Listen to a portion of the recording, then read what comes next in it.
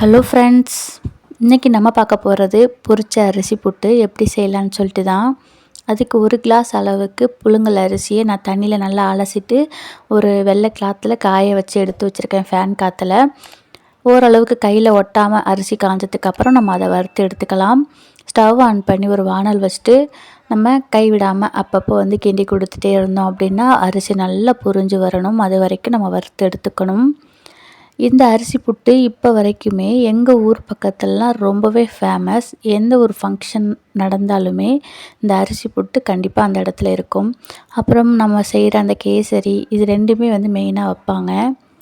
இப்போ அதை தான் நம்ம பார்த்துட்ருக்கோம் எப்படி செய்கிறதுன்னு சொல்லிட்டு.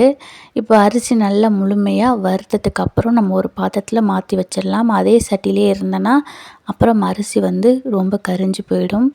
இப்போ இதை சூடு ஆறுனதுக்கு அப்புறம் ஒரு மிக்ஸி ஜாரில் மாற்றி நம்ம அரைச்சி எடுத்துக்கலாம்.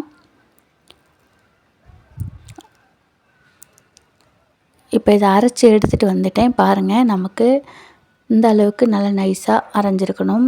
ரொம்பவும் பவுட்ரு மாதிரி மசியக்கூடாது. அதே சமயத்தில் அங்கங்கே கொரகொரப்பாகவும் இருக்கக்கூடாது. இந்த அளவுக்கு மசிஞ்சு இருந்துச்சுன்னா நமக்கு புட்டு சாப்பிடும் பொழுது ரொம்பவே டேஸ்ட்டாக இருக்கும். இப்போ இது வேறு ஒரு பாத்திரத்தில் மாற்றிக்கலாம். ஒரு 1/4 டீஸ்பூன் அளவுக்கு நான் லைட்டாக உப்பு சேர்த்து நல்லா மிக்ஸ் பண்ணிக்கிறேன்.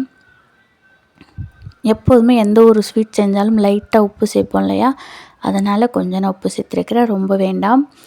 இப்போ இது நார்மலாக பச்சை தண்ணி தான் இன்றைக்கி நான் தெளித்து பிசைஞ்சு எடுத்துக்க போகிறேன்.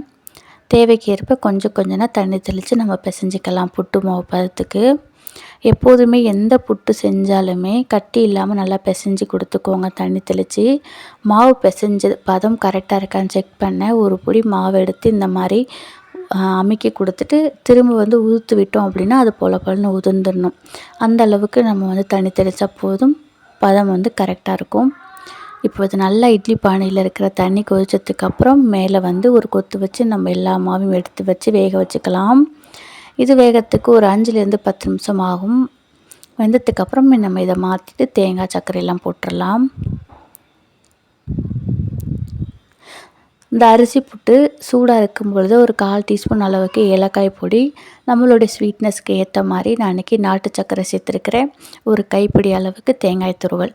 இப்போ இது எல்லாத்தையும் ஒன்றா சேர்த்துட்டு நல்லா மிக்ஸ் பண்ணிவிட்டு சாப்பிட்டோம் அப்படின்னா ரொம்பவே வாசமாக இருக்கும். கண்டிப்பாக நீங்கள் இது வரைக்கும் ட்ரை பண்ணி பார்க்கல அப்படின்னா ட்ரை பண்ணி பாருங்கள்.